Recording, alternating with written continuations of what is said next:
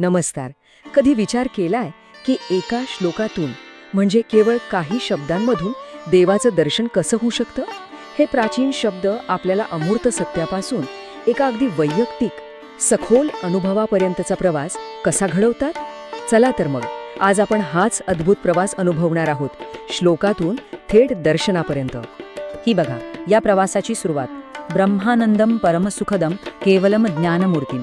हे फक्त शब्द नाहीत, तर हे एका ध्यानाचं बीज आहे. आपण पुढे जे काही अनुभवणार आहोत त्या संपूर्ण दर्शनाचं सार खरं तर या एकाच ओळीत दडलेलं आहे. ही ओळ आपल्याला परमसत्य, सर्वोच्च आनंद आणि केवळ ज्ञानाच्या मूर्तिमंत स्वरूपाची ओळख करून देते.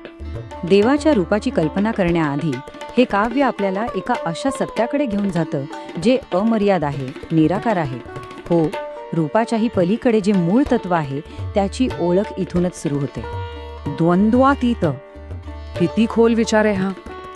याचा अर्थ एक असं सत्य जे जगातल्या सुखदुःख, प्रकाश अंधार, स्तुती निंदा या सगळ्या विरोधाभासांच्या पलीकडे आहे.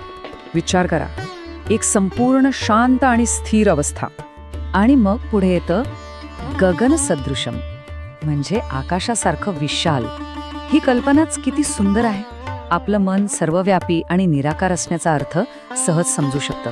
जसं आकाश सगळीकडे आहे पण त्याला कोणती सीमा नाही, तसंच हे दैवी तत्व आहे.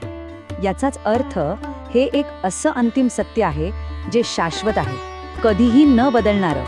ते या संपूर्ण सृष्टीचं केवळ एक साक्षी आहे जे कोणत्याही बदलांपासून पूर्णपणे अलिप्त राहतं.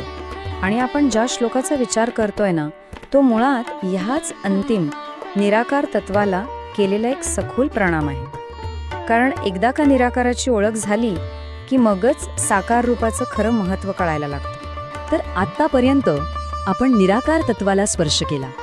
आता तेच काव्य आपल्याला एका भव्य रूपाचं दर्शन घडवण्यासाठी पुढे घेऊन जाते. चला, निराकारातून साकारात प्रवेश करूया.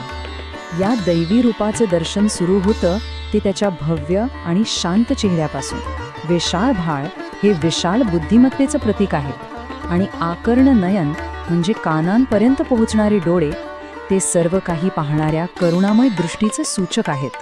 आहा, ही नाजूक आणि सुंदर कल्पना तर बघा. दंतपंक्ती कुंद कळ्यां समान.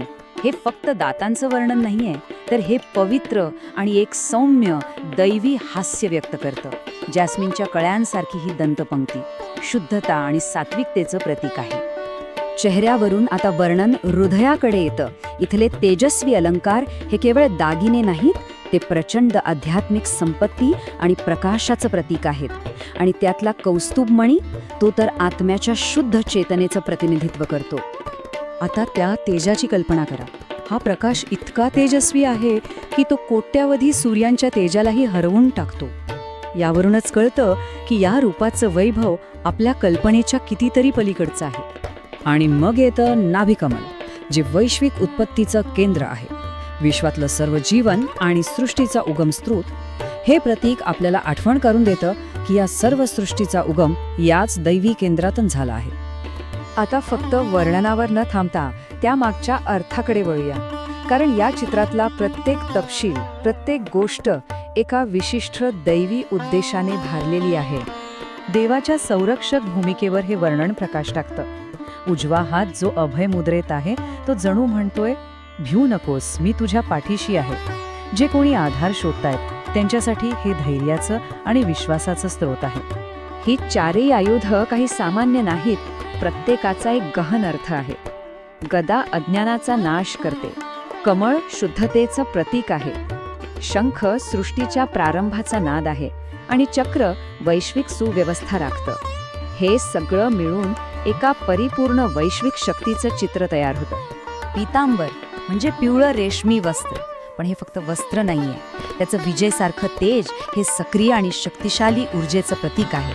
हे दाखवून देतं की दैवी शक्ती केवळ शांत नाहीये, तर प्रचंड गतिशील आणि प्रभावी सुद्धा आहे.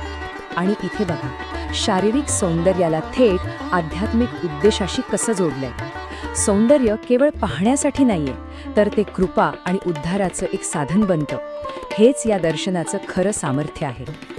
पण आता प्रश्न असा आहे की या प्राचीन वर्णनाचा आजच्या काळात आपल्याशी काय संबंध? हे वर्णन आपल्या आंतरिक विकासासाठी एक व्यावहारिक साधन कसं बनू शकतं चला हे पाहूया. ध्यानासाठी आणि भक्तीसाठी एका तपशीलदार प्रतिकात्मक रूपाचा वापर का महत्वाचा आहे हे समजून घेऊ. जेव्हा आपलं मन चंचल असतं तेव्हा असं एक सुंदर रूप त्याला स्थिर होण्यासाठी आधार देतं आणि अमूर्त विचार समजायला सोपे करून टाकतं. म्हणून हे लक्षात ठेवणं खूप महत्त्वाचं आहे की हे श्लोक केवळ काव्य नाहीत, ते आध्यात्मिक साधनेसाठी आणि आपल्या आत बदल घडवण्यासाठी एक शक्तिशाली मार्गदर्शक आहेत. यातला प्रत्येक शब्द आपल्याला एका खोल अनुभवाकडे घेऊन जातो. आणि मग शेवटी हा प्रश्न उरतोच की हे प्राचीन काव्य आज आपल्यासाठी आरसा कसं बनू शकतं.